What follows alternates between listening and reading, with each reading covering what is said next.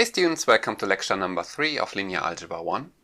So last time we talked about matrices and vectors. So let me recall a little bit here. So a matrix was some array of numbers, and we denoted the set of all m times n matrices by Rm times n. And we denoted the space of vectors of size n, we denoted by Rn. So if we have some vector in here, then what we defined was what it means to take the product of a matrix with a vector. And this again gave a vector, and in this case this was a vector of size m. So here m was the number of rows of the matrix A and n was the number of columns. And then if I have a vector of size n, so the number of columns, then I could multiply it with this matrix and get a vector of size m.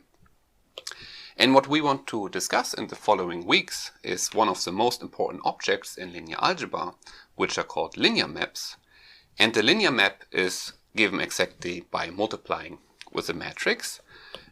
So we will be interested in functions or in maps, which we will usually denote by capital F, where we start with some vector here. So we will start in Rn, and then we want to define a function to Rm, which does exactly this, namely sending a vector x to the product of some matrix with this vector x. And then we will be interested in the properties of these maps. But before we talk about these special types of maps or functions, we want to talk about functions and sets in general today, and introduce some general notations. So today we will be interested in general functions, which we denote by small f, by starting in some set x, and which gets mapped to some set y, where we send some x to some f of x. So in these cases, which we'll be interested in, this set x will usually be some Rn, and this set y will be some Rm.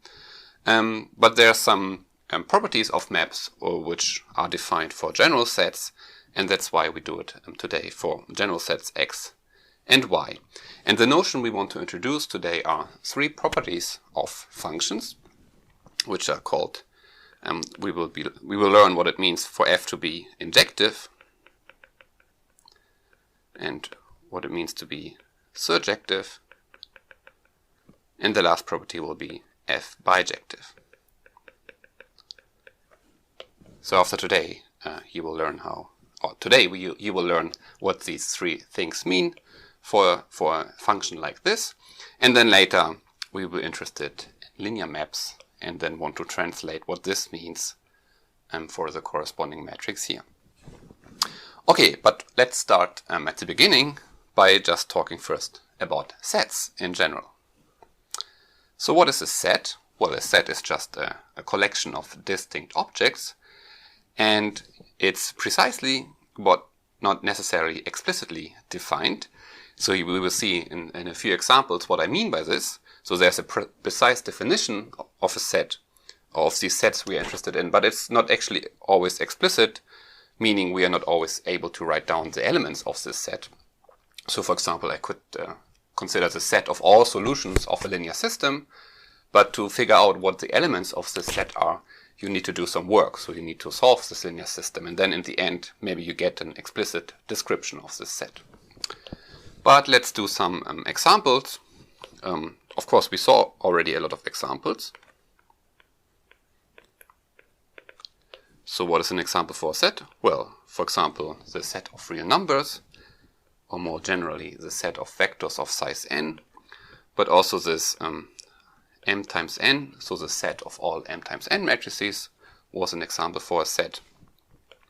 So these were examples for infinite sets. So they had infinite elements. But of course there are also finite sets. For example, I could consider the set consisting of the number 2, 4, and let's say pi. And so this is an example of a finite set. And another well-known set is a set of natural numbers, so usually denoted by this n.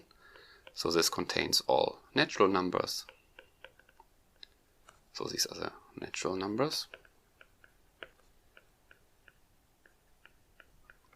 Or denoted by q is usually the set of rational numbers.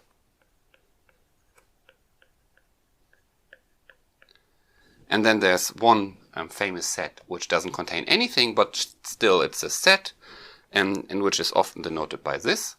And this is a so-called empty set. So this is a set which is empty, which doesn't contain any element. But this will also appear several times in the lecture.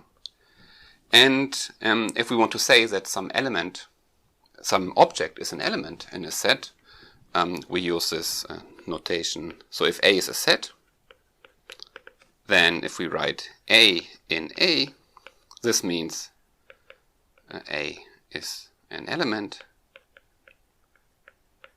in A. And if we write a line there, A is not in A, then A is not an element.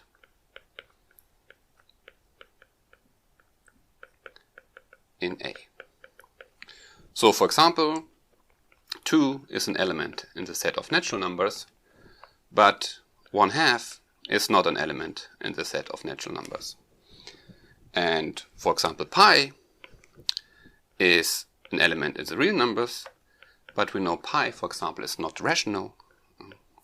So we can say pi is not in the set of rational numbers. Okay, and now another notation. So if we have two sets, A and B, and we write this here, A subset B, then this means A is a subset of B, meaning that if I have an element in A, then this element is also an element in B. And so for example, the empty set is a subset of any set. And in particular, for example, it's a subset of the natural numbers. Because this condition here is satisfied for any element in the empty set, this is also an element in the natural numbers. But this condition I don't need to check because there is actually no element. So we say that the empty set is a subset of any set. And the set of natural numbers, for example, is a subset of the set of integers. So this I didn't define above, but the integers are just the natural numbers where we also include negative numbers. Oops. So first there's also 0 inside, then there's -1, 1, -2, 2, and so on. So the set of natural numbers is a subset in the set of integers. And this, for example, is a subset of rational numbers. And the rational numbers are a subset of the real numbers. And maybe some of you know the complex numbers. The real numbers are a subset of the complex numbers. And for example here, the set 1, 2, 3 is also a subset of the set of natural numbers. Okay, and so another way of writing down sets is not just, so here we somehow wrote down the elements of the set, or we just said this is a set of rational numbers. But often what we want to do is we have some big set A. Let's say we take the set of of real numbers, and now we want to consider all real numbers which satisfy a certain condition. So therefore we introduce the following notation by saying we consider this set here, which consists of all elements A, which are element in this big set A, which satisfy a certain condition. So this will always be a subset of A. I mean, it could be that none of these elements satisfy this condition, then this would be the empty set. But because we just consider elements in this capital A which satisfy this condition, this is always a subset of A. So for example, we consider the set of all natural numbers such that this natural number m is even.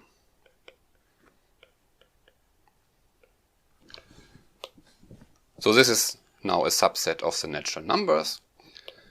So this would be the same as saying I take 2, 4, 6, 8 and so on. But of course somehow this notation here is more precise, because it really says what is the set. I mean, of course here we know, if we look at these first elements in this set, what should be the next. But sometimes writing down the first elements doesn't make really clear what set we are talking about, so therefore we use a notation like this. But maybe another example would be, let's consider H. Let's say H is a set of all humans. I mean, this is also a set, and we are elements of this. And now we could consider a subset of all humans. So for example, we could define the set NU, and let's say these are all H in capital H, so these are all humans, such that this H is a student at Nagoya University. Nagoya. So this is now a subset of all humans, and for example, I'm not an element in this set, but most of you are elements in this set here. And another example is, for example, this one here. If I have some matrix A, m times n, and I have maybe some vector B, which is a vector of size m, then I could ask for all the elements x in Rn, such that Ax equals B. So these are all vectors such that if I multiply this vector with the matrix A, that this equals B. So this is what we calculated last time. We started with some matrix A and B, and we wanted to solve this linear system. So we were interested in writing down the elements of this set here. So this is a set of solutions of the linear system Ax equals B. And here you see what I mean by this. Often the sets are given precisely but not explicitly, because here, I mean, this is a precise definition. These are all elements X which satisfy this condition. But if I ask you for one element in this set, then you need to do some work. You need to do this row operations to calculate actually the elements in this set here. And of course there are other ways to write it down, so that there are an explicit way. So if you do these row operations, then you find some pivot variables and some free variables, and then you say the free variables are some t's. So there in the end, if you have an explicit A and B, then there are explicit ways to write down these sets of solutions. Okay, so this is a really important notation here. Of course, there could be several conditions here. For example, I could say here m is even and maybe divisible by 5. Then I would start with 10, 20, and so on. And yeah. Okay, so the next notation is that there are operations we can do with sets. So if A and B are sets, then there are 3 notations. And so the first one is the union. So if I write this like this here, so A union B. So often at the beginning you get confused with this notion union and intersection, but I think it's easy to remember that this here looks like an U, like in union, and intersection is then the other way around. So the union of 2 sets just means I take all elements X which satisfy the property that this element X is either in A or it's in B. So yeah, so this is the union. So here I have a diagram of A and B. So there could be some elements here which are in A but which are not in B. And here are some elements which are in B and not in A. And here are some elements which are in A and in B. So, for example, B could be the element of students at Nagoya University, and A could be the element as a set of all people born in Japan. And then in the middle here we have the students at Nagoya University which were born in Japan. But maybe some of you were not born in Japan, but you're a student at Nagoya University, so you are here. But there are also people who were born in Japan and who are not a student at Nagoya University, and they are here. But the union of these two sets is a set of people who are born in Japan or they are a student at Nagoya University. And the intersection of two sets is defined by taking all elements which are in A and B. So in this example, these are the students which were born in Japan and which are students at Nagoya University. And then there's the difference of two sets. So A/B. So this is a subset of A. So we take all elements in A which are not in B. So these are in this picture are given by this here. So in this example, these are those people born in Japan which are not students at Nagoya University. And so let's do one explicit example. So if, for example, A is a set -1, 2, 3,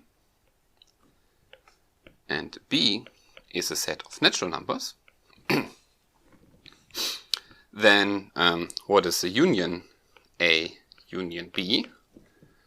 Well, this is the set of all natural numbers where we also include -1.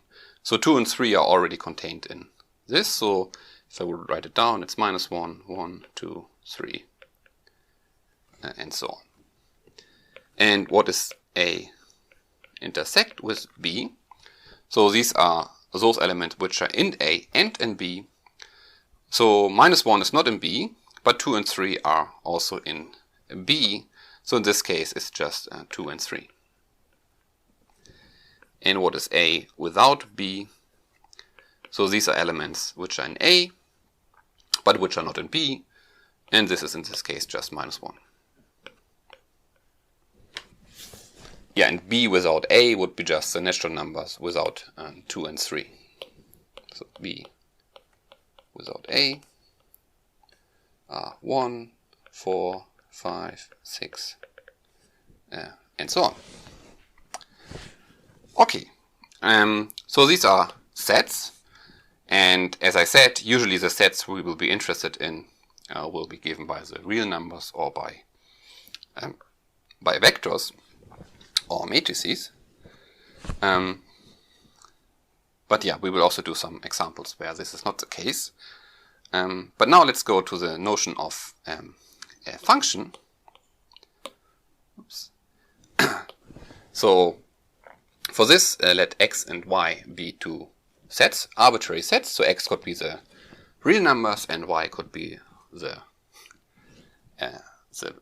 people born in Japan. And then a function is, so a function f, which we write like this, x to y. So f is a function from x to y. So this is a rule which assigns to each element in x. So here this word each is important. So for every element in x, I assign an element in y, which we denote f of x. And we can also write it like this. So f is a function x to y, which sends the element x to f of x. So here, notice that these are two different arrows. So here, by this, I just mean it's a map from x to y. And here, with this little line, it means that I send this element gets mapped to this element here. Example, if x and y is r, then one function you considered in school, for example, is where I send, maybe in school we just write f of x equals x squared. So here this function f is from r to r, and it sends x to x squared. So for example 2 gets mapped to 4. And if I have a function f, so function often is also called a map, and I will use it So I will use both words, so don't be confused, but map and function is exactly the same word. So in some courses in some books, people use the word function if this x is maybe the real numbers and it's really a function like you learn maybe in school, and a map if you have some arbitrary sets. But in this course, function and map is exactly the same object. And if we have a function f from x to y, then this x is called the domain of f, and this y is called the codomain of f. Okay. And now another important notion of a map, which is the following, of a function. So if I have a function f from x to y, then the image of f is defined as follows. So we write im f. So these are all elements in y, so in the codomain, such that they exist in x. So this notation here means exist. So there exists an element in x such that f of x equals this y. Yeah. And also one notation you could use is, but we will not use this often, but maybe at some other books you will see this notation here. F of the whole set x is also what is the same as the image of f. And this image, because we talk about elements in y, so this here is a subset of the codomain of y. Okay. So for example, in this example here, we will do several examples at the end, but here in this case we have a map R to R and we send x to x squared. So what is the image of this example here? So what are all possible values we can obtain here in this codomain R? Well, because I send x to x squared, everything I get is positive. So in this case here, the image of this f are all positive numbers. So if you draw this function x squared, it looks something like this. And there's, for example, for -1, I cannot find an x such that f of x equals -1. So -1 is not in the image of f. But here everything, every positive number is in the image. Because if I have some number here, let's say 4, then I can find an x such that f of x equals 4. For example, I could take 2 or I could take -2. So in this case, the image of f are all real numbers such that x greater equal to 0. So these are all positive real numbers. And here in this example, we also see that the image of f is not the whole codomain. So even though here in the definition, we need to make sense of f of x for all elements in x, but we do not need to obtain every element in y, like this example here. Here, this f of x makes sense for any x here. So for any point here, I can evaluate this function f of x, but I don't need to necessarily obtain any value here in the codomain. Okay. So now, another thing we need to introduce is the composition of functions. So if I have a function f from a set x to y, and let's say I have another function which now goes from y to, let's say, z, then what I can do is I can first apply f, then I go from x to y, and after this I can apply g by going from y to z, and in the end I get a map from x to z. And this is called the composition of these two functions. So, and this is denoted by g circle f. So here on the right hand side is what we apply first, and then here is what we apply after this. So sometimes this is also just called gf. So this is now a map, a function from x to z, And what we do is we send a small x to G circle f of x. So this is now just the name of the function. And how is this defined? Well, we first apply f of x. So this is now an element in y. And for this, we can apply g. Okay. And sometimes, we will see in a second, this z could be the x. And then we will talk about, in some cases, we can, if we have a map f, a function f from x to y, sometimes we can invert this map, g, from y to x. And then taking the composition, we will end up with the identity on x. But yeah, this we will do in a few seconds. So this is now the definition of function and the image and the composition of functions.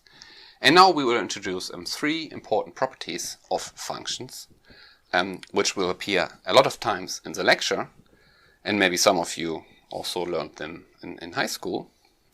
And these are the following 3 things. So if I have a function f from the set x to the set y, then this function is called injective if, and maybe if you read it the first time, this is a little bit confusing. So if f of some x1 is not the same,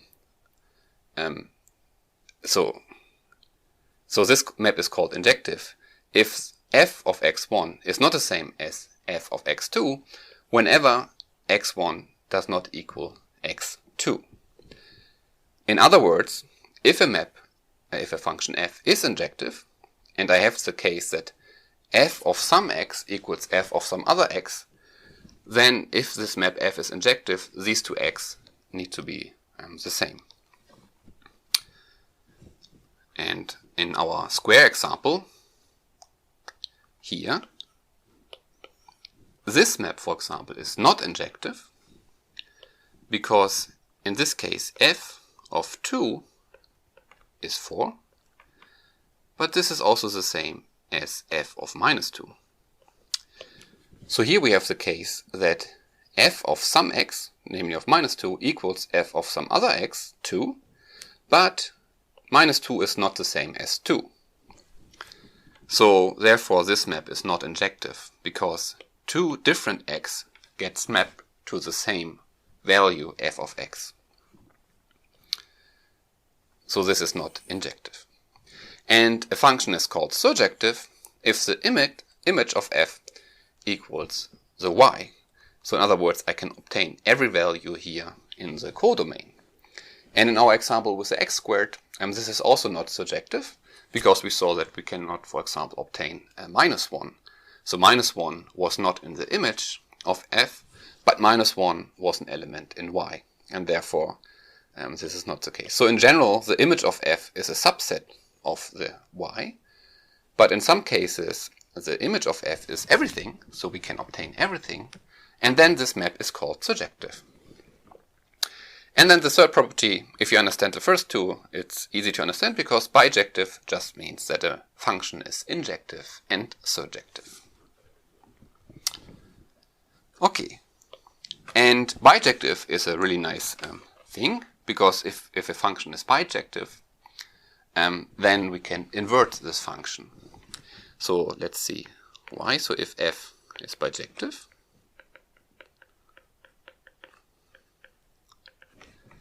then what does this mean? So in particular it's surjective. This means for every element y in y, there exists an x such that f of x equals this y, because it's surjective. But because it's injective, there exists exactly one x such that f of x equals this y, because otherwise it wouldn't be injective. So we can say there exists a unique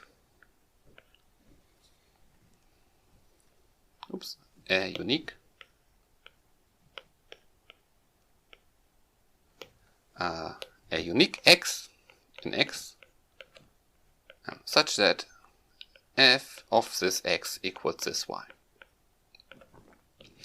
So they exist for every y something because it's surjective, and this x is unique because this map is injective. Therefore, what we can define is as another map which goes in the other direction. So G, which now goes from y to x, by saying that G of some y, so here again for a given y we can find a unique x such that its property holds, so we can define it by this x. So we define G of y equals x such that f of x equals y. And this, because of this sentence here, is well defined, meaning this makes sense. And so G goes now in the other direction, from y to x, so we can consider the composition. So if I apply f first and then G, so if I apply it to some x, so I first apply f, go to y, and then apply G, so I'm again in x. And the definition of this is, so I first apply f of x, and f of x is this y, but G of y is exactly defined to be x. Therefore, if I apply this composition, G circle f to some element x, then I just get back this x. And this is true for all x. So in other words, this means that this map here, which is a map from x to x, this just sends an element x to x, so it doesn't do anything. And this also has a name, so this is the identity map, which we sometimes denote by this. So this is the identity map on the set x. So this is the identity map. But also the other way, if I would start in y, so if I first apply G and then f to some y, then by the same calculation, so G of y is x and f of x is y, then we see that also this guy here, f circle y, which is a map from y to y, this is just the identity on y. So therefore, if f is bijective, then we can define a map G which goes in the other direction, and this G is called the inverse of this map f. So first we say that if f is bijective, we say f is invertible because we can go back. So we say f is invertible.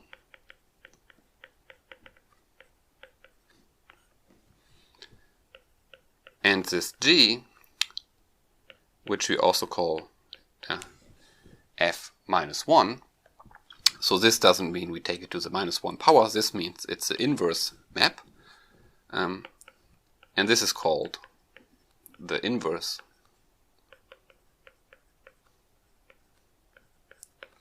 of f. Okay. And now we have a lot of notation, we have these three words, and now we want to do a lot of examples of some functions which are injective and not surjective, and maybe surjective but not injective, and so on.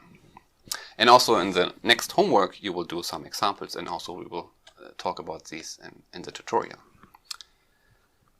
So let's start with some silly example. So example 5.1. So again, H we define to be the set of all humans, and NU is the subset of all humans, which is the set of all students at Nagoya University. And then we can define a function from the set nu to the set of natural numbers.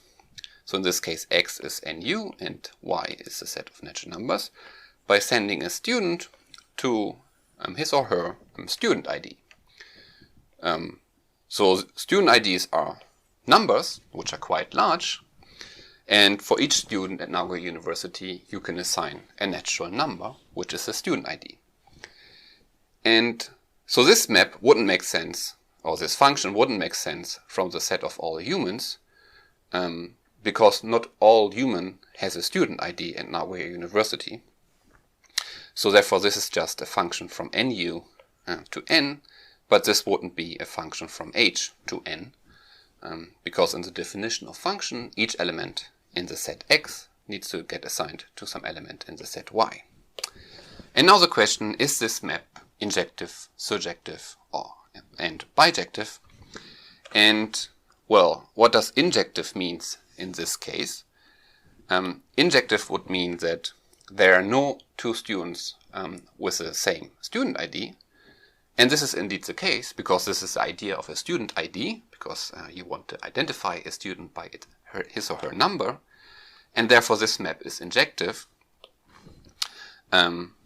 So F1 is injective,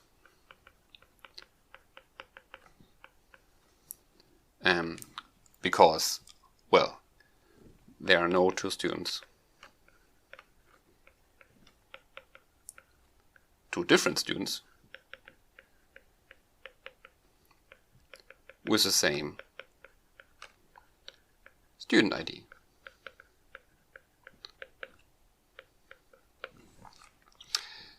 And so in the precise definition, we would say that f of student 1 is not the same f of s student 2 whenever s1 is not s2. And this is exactly what we have. When I have two different students, then their student ID is not the same. So here this is f1. But is f1 surjective? Well, surjective would mean that I can obtain any natural number, but this is of course not the case. I mean, this set here of natural numbers is infinite, so if we take a really big number, then there's probably no student with this number as a student ID. So this is not surjective.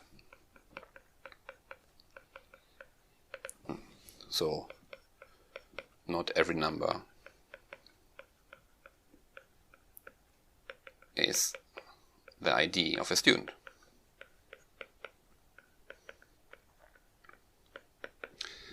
And then of course it's also not bijective, because for this it needs to be surjective. Okay, now example number 2, a little bit more mathematical, and this is what you did maybe in school, and you will also talk about this in calculus. So for example, if I take the set of real numbers to the set of real numbers, then for any real number x, I can take the sign of this number x, and here for example I can plot the graph of this function f2. So here is x. And well, is this map injective, surjective, bijective? Well, it's, first of all, which we didn't do in the example before, what is the image of f2?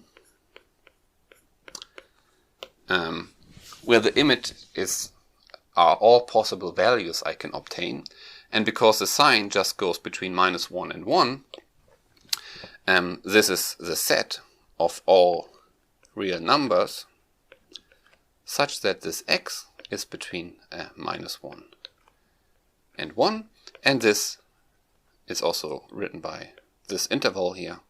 So this is a closed interval from -1 to 1.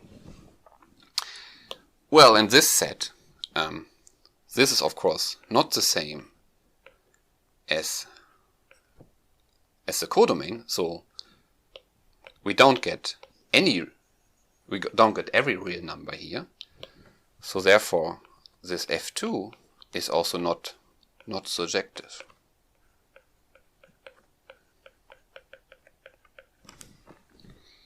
because there's no x such that f2 of x equals 2, for example. At least if we just allow real numbers. And now is this injective? F2 is, well, in this case it's also not injective, because again, for example, the sign of 0 is the same as the sign of pi or 2 pi, because all of them are 0. And therefore I can find two different x such that f of these x are the same. And actually I can find infinitely many. So in this case it's also not injective, because f2 of 0 equals f2 of pi, but 0 is not the same as pi. But the condition of injective is that whenever I have so these values cannot be the same for two different values. So whenever they are different, then f of these two x need also be different. But in this case they are the same. So therefore it's not injective. And therefore the sign is also not bijective. But here it's really important so these notions of surjective and injective really depend on the set x and y. So it does not just depend on the function itself, as we will see now in the third example. So in the third example, we will take basically the same function, the sign of x, but now we will restrict our domain and our codomain. So we can say I take the set x to be the interval from minus pi half to pi half. So here I just now consider this part from minus pi half to pi half. And then the sign of x makes sense for any element here. So I can write down this function from x to y, where y is now the set from minus 1 to 1. And now we can ask again, is this function injective or surjective? And in this case, it's injective and surjective. So first of all, what is the image? Well, the image in this case is the same as before. I get everything between minus 1 and 1. So in this case, the image of this function equals the codomain, and therefore f3 is surjective. And is it injective? So for two different x here in the domain, is the value f of f3 of this x always different? And yeah, you see that that they are always different. So I cannot find two different x here which gets mapped to the same value if I just restrict to this case here. And therefore f3 is also injective.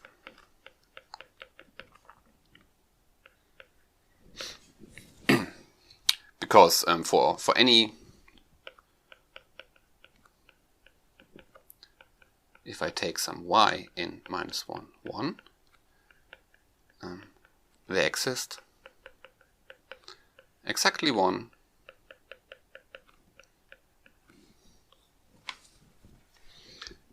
x between minus pi half and pi half such that f of x equals this y.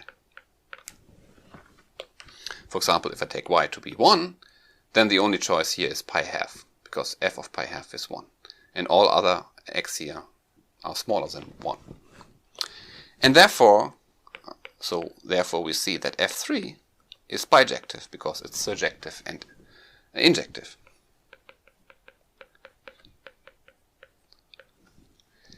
And we discussed before, if a function is bijective, then we can define the inverse.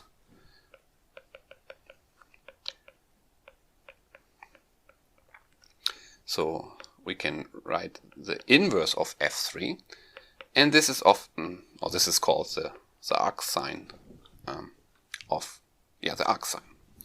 And this is now, so this map f3 inverse goes now in the other direction, so it takes a number from -1 to 1, and we get a number between minus pi half, pi half. And I also prepared a picture, so this here is a arcsign. So it's somehow in the other direction here. So -1 gets mapped to minus pi half. So here's minus pi half. And here's plus pi half. And here's -1 to 1. And this is the inverse function of the sine here. Okay, and now example number 4. Similar to the example we did before with the x squared. So, but now it's x squared plus 1. So the graph of the function looks like this. And maybe this example is not so complicated. What is the image? Well, the image are all numbers which are greater than or greater equal to 1. So these are all real numbers with the property that x is greater or equal to 1. And maybe in calculus you learn that this you can also write, it's the interval from 1 to infinity, and here you make it an open interval, at least on the one side. And this map is, well, it's similar to x squared. It's not injective and not surjective.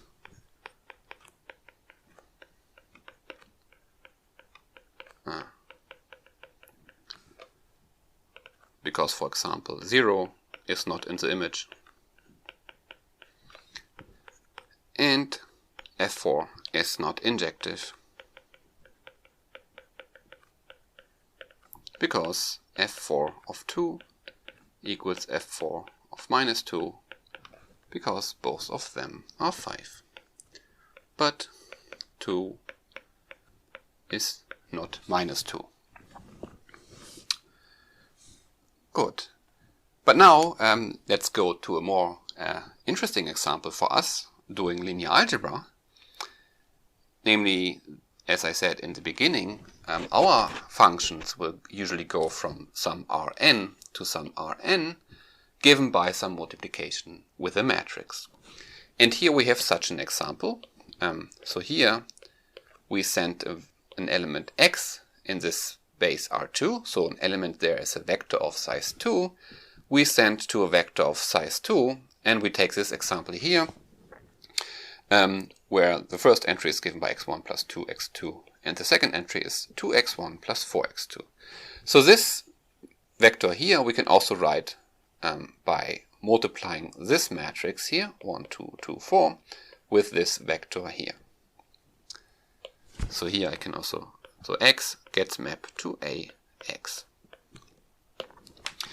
And now the question is, what is the image of this map? So the image will be some subset here in R2. So these are all possible vectors of size 2, which can be obtained by multiplying some vector of size 2 with this matrix 1, 2, 2, 4. So so what we want to do is calculate image.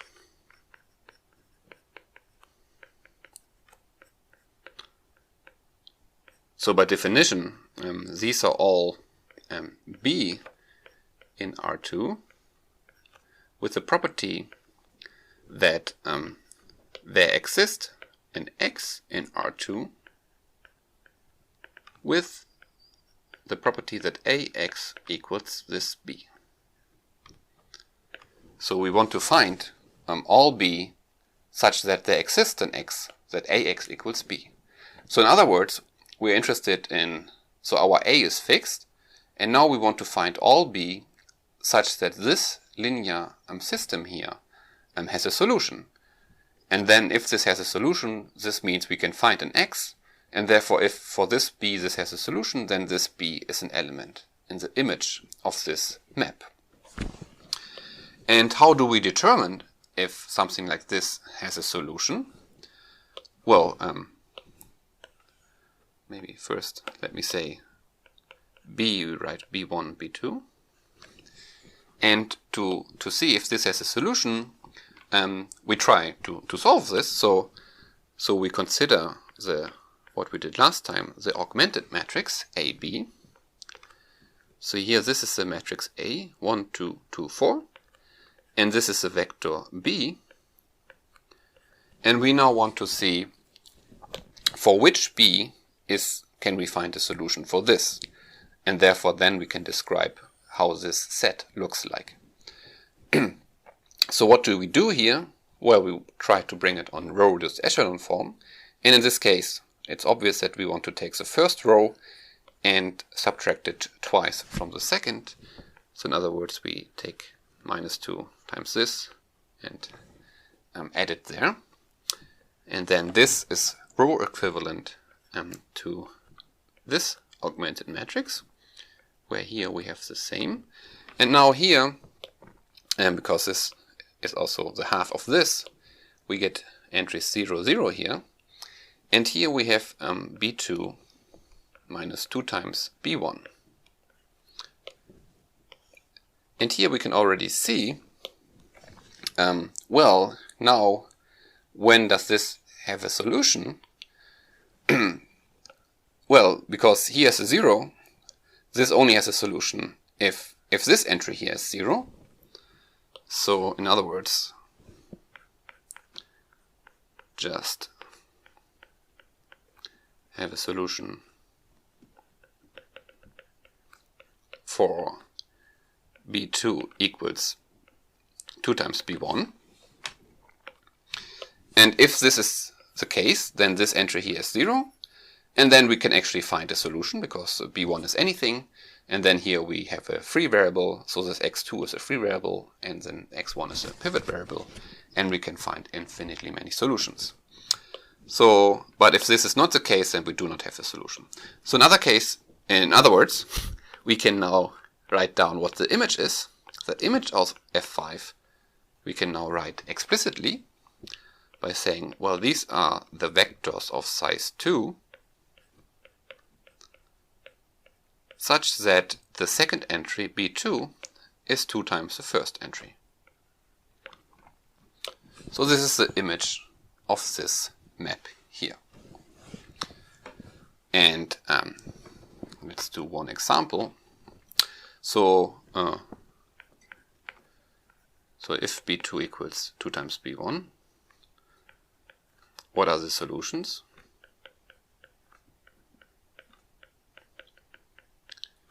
Well, as I said, then here we have 0, and x2 is a free variable, x1 is a pivot variable, so x2 is free, so it's some t, and x1 is, well then, b1 minus 2 times t, b1 minus 2 times t, for some t in R. For example, if b1 equals 1, then x1 equals 1 minus 2t, and x2 equals t. And in this case, this map F5, if we apply it now to this thing here, 1 minus 2t,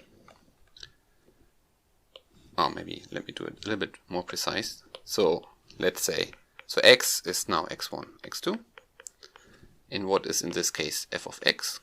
So f of x is f. And so the correct way would be to write it with 2 brackets here. But often if we consider the function of a vector, we will do not write these additional brackets here. So don't get confused if I write now 1 minus 2t and here t. So this is a solution of this linear system ax equals b for the case when the first entry is 1 and the second entry is 2. So in this case, the vector we get is 1, 2. And you can check that if you, maybe let's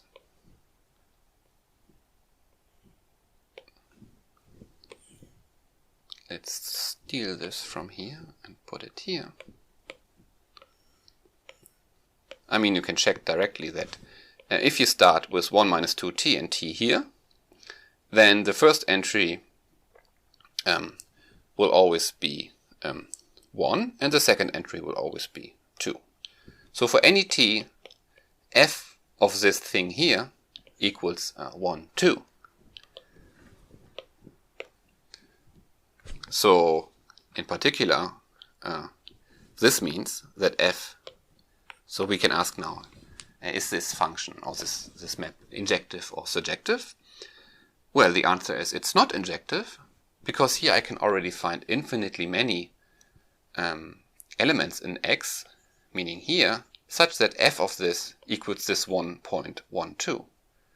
So this means, oh, let me also call this f5 here. f5. f5 is not injective because f of, for example, if I choose t equals 0, then this is 1, 0. So this is the case t equals 0. But this is the same as f, let's choose, for example, 1. So t equals 1. Then here I have minus 1 and 1. And both of them are 1, 2. So they give the same value at two different points, and therefore it's not injective, because the condition on injective is whenever I have 2 points, then f of these 2 points are also different. But in this case, both of them give this 1.12. So this is not injective. It's also not surjective. Not surjective. Because we saw here that the image is this set here. So these are those vectors of size 2 which have this property, and therefore if I have a vector of size 2 which does not have this property, so for example if I have 1, 3, then this is not in the image, and therefore we can say this is not surjective because this vector 1, 3 is not in the image of f5. And everywhere here, this is f5. And now some picture. So let me can copy this here.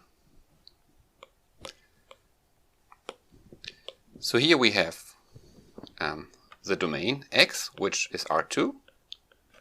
And here we have the codomain y, which is also R2. And we now, so to any element here, we can now apply this map f5, meaning just I multiply with the matrix A, and then I get a point here. And the statement now was that these points here, these 1 minus 2t and t, they all get mapped to the same point 1, 2. And in this image here means, so what are the points on this thing here? So these points for different t lie on one line. So for example here we have the case t equals 0, which gives this point, and here we have the case t equals 1, which gives this minus 1, 1. And all points, if I would choose t1 half, then I would get this point here, and all these points get mapped to 1, 2. So this whole line here under this map gets sent to this single point here, 1, 2. And the image of f5 was the set of all vectors of size 2, which had the property that the second entry is twice the first entry. So if we would draw the image, then we get this line here. And in general, how does this map look like? This map sends these lines to points here. And if I would take a different line, this would get mapped here, and so on. So you can check, for example, so here we consider the case b1 equals 1. If b1 equals 0, we have this point here, and then we see that this line here gets mapped to this point here. Okay, so this was one example of a map we are actually interested in. At least if you're interested in linear algebra, you should be interested in this kind of map, and this is an example of a so-called linear map.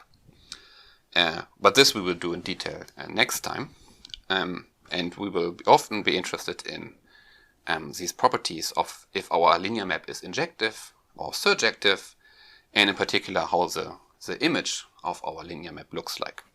So in this case here,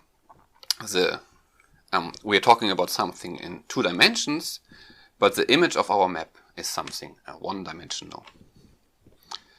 And another example of a similar example, but a little bit different now, is this map here, or this function from R2 to R2, which is similar to the example number 5, but now we choose this matrix here, 1, 2, 3, 4.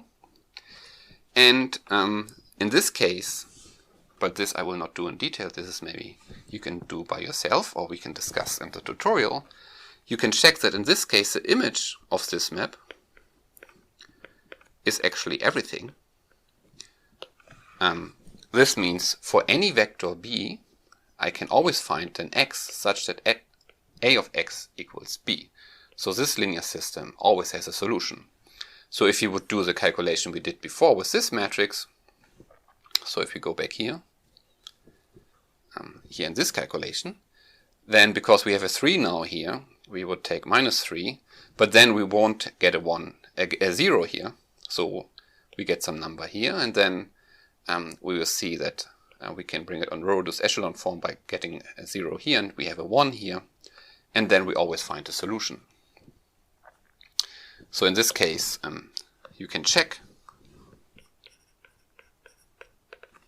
that the image is everything, and therefore f6 is surjective. And also, this is injective,